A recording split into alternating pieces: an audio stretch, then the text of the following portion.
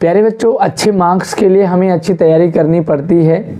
आज हम क्लास 6 हिंदी मल्लाहार में तीसरा चैप्टर है पहली बूंद। तो इस पार्ट के क्वेश्चन आंसर समझेंगे ताकि हमारे एग्ज़ाम में पूरे मार्क्स आएँ। जल्दी से वीडियो को लाइक और हाइप कर लेना। चैनल पर पहली बार आए हो तो सब्सक्राइब करके जाना ताकि आगे आने वाली सारी वीडियोज़ प्रैक्टिस आपको लगातार मिलती रहेगी। तो आइए शुरू करते हैं।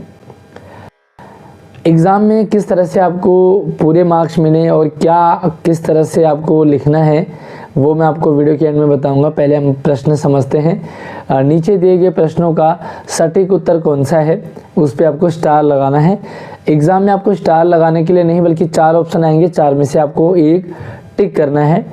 प्रश्न है, कविता में नवजीवन की ले अंगड़ाई किसके लिए प्रयुक्त हुआ है? नवजीवन की ले अंगड़ाई ये लाइन किसके लिए आया है? तो यहाँ पे 4 ऑप्शन आपके लिए, बादल, अंकुर, बूंद और पावस। तो इन 4 ऑप्शन में से एक सही है। सही उत्तर है आपका अंकुर। तो अंकुर के लिए प्रयोग हुआ है। तो आपको क्या करना है, 4 ऑप्शन में से सही उत्तर अंकुर को लिख देना है, आपको मार्क्स पूरा मिल जाएगा। अगला है, नीले नयनों सा यह अंबर, अंबर मतलब आसमान, नीले नयनों सा यह अंबर, काली पुतली से ये जलंधर में काली पुतली क्या है? काली पुतली किसके लिए प्रयोग हुआ है? बारिश की बूंदे, नगाड़ा, वृद्ध धरती या बादल? तो ये काली पुतली किसके लिए प्रयोग हुआ है? तो इसका उत्तर है बादल, क्योंकि काले काले बादल होते हैं तो बालों को यहाँ पर काली पुतली कहा है। ठीक है, तो आपने 4 ऑप्शन में से सही उत्तर को लिखना है, उत्तर बादल। आपको पूरा 1 नंबर मिल जाएगा। अब अगर आप इन क्वेश्चंस को अपनी कॉपी में लिख रहे हो तो एक सवाल आपके लिए आता है कि अब अपने मित्रों के साथ चर्चा कीजिए कि आपने ये उत्तर, ये ऑप्शन क्यों चूज किए, क्यों चुने। तो यहाँ पे आप देखोगे तो यहाँ पे जो प्रश्न अभी आंसर दिए उनका डीपली आंसर है, जब बारिश होने वाली होती है तब किसान खेत में बीज बोता है ना भाई, बीज बोता ताकि जो खेत है वो नम रह जाए और उसमें बीज उग जाए। इस बीज पर जब आसमान का पानी गिरता है तो इनमें से नए अंकुर का निर्माण होता है, अंकुर आते हैं, इन्हें नवजीवन मिलता है।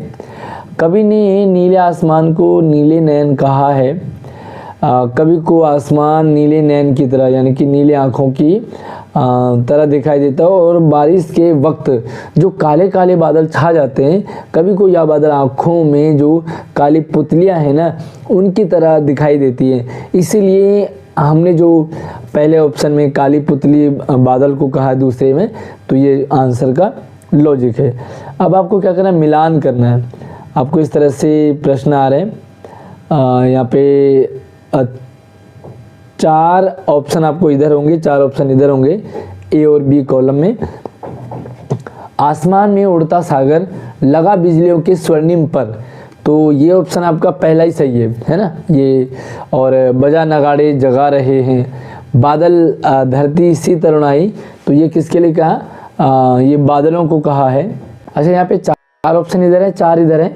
तो आप ये देखेंगे जो पहला ऑप्शन है, आसमान में उड़ता सागर लगा बिजलियों की स्वर्णिम, पहले आप देखो नीले नैनो सांबर, तो ये जो किसको कहा है? बादलों को कहा काली पुतली। उसके बाद वसुंधरा सी रोमावली सी, हरी धूप पुलकी मुस्काई, तो हरी धूप किसको? हरी धूप को कहा है। उसके बाद बजा नगाड़े जगा रहे हैं, बादल धरती की तरुणाई, तो इसमें मेघ यानी कि बादलों की गर्जना है। और आसमान में उड़ता सागर लगा बिजलियों के स्वर्णिम पर, तो ये किसके लिए? आकाश के लिए। इस तरह से आपको 4 ऑप्शन इधर है, 4 इधर है, आपको इस तरह से मैच करना है। अगला है पंक्तियों पर चर्चा। कविता में, एक मिनट, कविता में से चुनकर कुछ पंक्तियां नीचे दी गई हैं, उन्हें ध्यान से पढ़िए और इन पर विचार कीजिए। आपको इनका क्या अर्थ समझ में आया? अपनी कक्षा में भी चर्चा करेंगे। तो फिलहाल क्लास में चर्चा तो जब करें, फिलहाल हम इन क्वेश्चंस को, आंसर को समझें ताकि आप एग्ज़ाम में अच्छे नंबर लेके आ जाएं। तो यहाँ पे आप देखेंगे, आसमान में उड़ता सागर लगा बिजलियों के स्वर्णिम पर, बजा नगाड़े जगा रहे हैं, बादल धरती की तरुणाई। तो इसका क्या मतलब है? यहाँ पे हम इसका आंसर लेके चल रहे हैं कि आसमान में जो बादल दिखाई दे रहे हैं आसमान में जो हमें बादल दिखाई दे रहे हैं उन्हें देख कर के ऐसा लगता है कि जैसे सागर ने, समुद्र ने बिजलियों के पंख अपने पीठ पर लगा रखे, इन्हीं पंखों के माध्यम से वह आसमान में उड़ रहा हो। इसके साथ साथ आसमान में बादल गर्जना कर रहे हैं, बादल गरज रहे हैं। इनकी आवाज़ सुन ऐसा लगता है कि बादल नगाड़े बजा रहे हैं, है ना। जैसे वे बादल गरजते हैं तो ऐसा लगता है जैसे ढोल नगाड़े बज रहे हैं। यह नगाड़े बजा करके भूमि में, ज़मीन में जो नव तारुण्य का उत्साह होता है उसे जगा रहा है ना। तो इस तरह से इसका आंसर लिखेंगे। दूसरा है कि नीले नैनों सा यह अंबर, काली पुतली से ये जलधरा, करुणा विगलित अश्रु बहाकर धरती की चिर प्यास बुझाई। क्या मतलब है इन दोनों लाइनों का? तो यहाँ पे आंसर आपके लिए है। कभी कहते हैं कि आसमान उन्हें नीली आंखों की तरह लग रहे हैं। आसमान ऐसे नीला आसमान होता है तो आसमान नीला यानी कि नीली आंखें हैं, और आसमान में जो बादल हैं या आँखों की काली पुतलियों की तरह दिखाई दे रहे हैं। भाई आँखें क्या, आसमान नीले हैं और जो बादल हैं वो काली काली पुतलियाँ हैं, है ना। ऐसा लग रहा है कि यह बादल धरती दुखी है, इस वजह से आंसू बहा रहे हैं। इन्हीं आंसुओं से धरती प्यास बुझने वाले, अब धरती की प्यास बुझेगी, है ना। भाई बारिश होगी तो धरती की प्यास बुझेगी। ऐसा लग रहा है जैसे कि जो बादल दुखी हैं और वो रो रहे हैं, तो बादलों से बारिश होती है ना। आगे हैं सोच विचार के लिए। कविता को एक बार फिर से पढ़ें और कुछ प्रश्न है यहाँ पे, उनके आंसर देंगे। पहली, बारिश की पहली बूंद से धरती का हर्ष यानी कि खुशी कैसे प्रकट होती है। बारिश की जब पहली बूंद होती है धरती पे तो धरती कैसे खुश हो जाती है, उसको लिखना है कि गर्मी की वजह से धरती सूख गई थी। आप देखोगे मई जून में पूरी धरती सूख जाती है, और जब जून एंड में या जुलाई में बारिश होती है तो पूरी धरती बड़ी खुश हो जाती है। जब बारिश की पहली बूंद धरती पर गिरी तो धरती को सुकून महसूस हुआ। इसी बूंद के कारण धरती में से नया अंकुर बाहर निकल के आ जाता है ना। जो बीज होते हैं, बीज में से अंकुर और पौधा निकलने आ जाता है, सारे जगह हरियाली छा जाती है। इस तरह से बारिश की पहली बूंद से धरती का हर्ष प्रकट होता है, धरती खुश हो गई, है ना। बारिश हो रही है, जो बीज हैं उनमें से कोपल और नए नए अंकुर निकलने आ जाते हैं, पौधे होने लग जाते हैं, बड़े बड़े होना है, जो पेड़ों में पत्ते हरे हरे हो जाते हैं, तो पूरी धरती ऐसा लगता है जैसे वो बड़ी खुश हो गई है। कविता में आकाश और बादलों को किन के समान बताया? कविता में आकाश और बादल, भाई आकाश किसकी तरह है और बादल किसकी तरह है? तो इसका उत्तर है भाई, प्रस्तुत कविता के अनुसार जो नीले आकाश को नीली आंखों के समान और काले बादलों को उन नीली आंखों की काली पुतलियों के समान। तो नीला आकाश क्या है?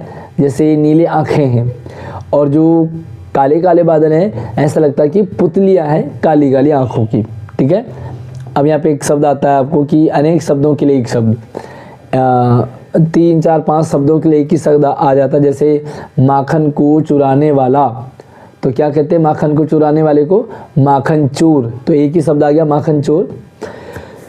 नीले नैनों सा यह अंबर, काली पुतली से ये जलधर। कविता में किस पंक्ति में जलधर शब्द आया है? जलधर 2 शब्दों से मिलकर बना है, जल और धरा। इस प्रकार जलधर का शाब्दिक करते हैं जल को धारण करने वाला, पानी को धारण करने वाला। हलधर, बलराम का नाम हलधर है। हलधर क्यों कहते हैं? क्योंकि वो हल अपने साथ लेके चलते हैं, हल उनका हथियार है। बादल और समुद्र दोनों ही जल धारण करते हैं, इसलिए दोनों जलधर हैं। वे बादल भी जलधर हैं और समुद्र भी जलधर है। वाक्य के संदर्भ या प्रयोग से हम जान सकेंगे कि जलधर का अर्थ समुद्र ये है या बादल। शब्दकोश या इंटरनेट की सहायता से धर शब्द से कुछ और भी अर्थ आप बता सकते हैं, है ना। जैसे मैंने हलधर बताया, हल को धारण करने वाला बलराम जी को कहते हैं। ठीक है। इसी तरह से देखो धर, गिरिधर, गिरी मतलब पर्वत, गिरी का अर्थ है पर्वत, पर्वत को उठाने वाला। श्री कृष्ण का नाम गिरिधर क्यों है? क्योंकि उन्होंने अपनी उंगली पे पर्वत पहाड़ को उठाया था। जटाधर, जटाधर किसको कहते हैं? शंकर भगवान को, क्योंकि उनके सर पे जटाएं हैं। जिसके सिर पर जटाएं होती हैं उन्हें जटाधर कहते हैं। मुरलीधर कृष्ण ने मुरली बजाते हैं, इसलिए जो बांसुरी यानी कि मुरली बजाते हैं उन्हें मुरलीधर कहते हैं।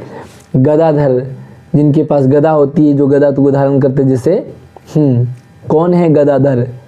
हमारे देवताओं में, हमारे भगवान में, सनातन धर्म में किस भगवान के पास गदा होती है और किसका नाम गदाधर है? कमेंट में ज़रूर बताना। अपना नाम, अपने स्कूल का नाम भी ज़रूर बताएं। और आप मुझसे व्हाट्सएप और इंस्टाग्राम से भी संपर्क कर सकते हैं। मेरा WhatsApp number, Instagram ID video के डिस्क्रिप्शन में, लेकिन कॉल ना करें। आपको कभी भी ज़रूरत पड़े तो आप मुझे मैसेज कर सकते हैं, ठीक है। चक्रधर यानी कि चक्र को धारण करने वाला। अब यहाँ पे कुछ शब्द पहले दे रखे हैं कि एक प्रकार का वाद्य यंत्र, एक प्रकार का वाद्य यंत्र यानी कि बजाने वाला। कौन है? नगाड़ा, नगाड़े को बजाते हैं। आँख के लिए एक अन्य शब्द क्या है? तो आँख के लिए अन्य शब्द नयन, नेत्र, लोचन, पर्यायवाची। जल को धारण करने वाला जलधर, विष को धारण करने वाला विषधर, शंकर भगवान का नाम है। एक प्रकार की घास, घास कौन सी? दूब। भाई दूब एक प्रकार की घास है, ठीक है। आंसू का समानार्थी, आंसू जो आंखों से निकलते हैं उसे कहते हैं अश्रु। अश्रु धारा मतलब आंसुओं की धारा। आसमान का समानार्थी शब्द, आसमान का पर्यायवाची शब्द क्या? अंबर, व्योम, नभ, शून्य, आकाश, ठीक है। अब आपके पास पाठ से आगे कुछ सवाल होते हैं। बारिश को लेकर के हर व्यक्ति का अनुभव भिन्न होता है, अलग अलग होता है। बारिश होती है, हर कोई अलग अलग तरीके से सोचता है। बारिश आने पर आपको कैसा लगता है? बहुत बेहतरीन प्रश्न है और इसका आंसर आप आराम से लिख सकते हो कि बारिश होती है तो आपको कैसा लगता है। भाई कुछ बच्चे बारिश में झूमते हैं, नहाते हैं, नाचते हैं, खेलते हैं, लेकिन कुछ बच्चों को बारिश से डर लगता है, उन्हें जुकाम लग जाता है, सर्दी लग जाती है तो वो घर के अंदर आ जाते हैं। बारिश हमें बहुत पसंद आती है, बारिश में भीगना हमें बहुत पसंद है। आप अपना अपना लिख सकते हैं। भाई मुझे तो बारिश में भीगना बहुत पसंद है। बारिश हर जगह हरियाली लेकर आती है। गर्मी के दिनों में धूप की वजह से धरती तपी होती है, गर्म होती है, और जब बारिश होती है तो धरती को बड़ा सुकून मिलता है। सभी जगह उत्साह का वातावरण होता है, ठीक है। ये नॉर्मल है। अब आपको बारिश का मौसम कैसा लगता है?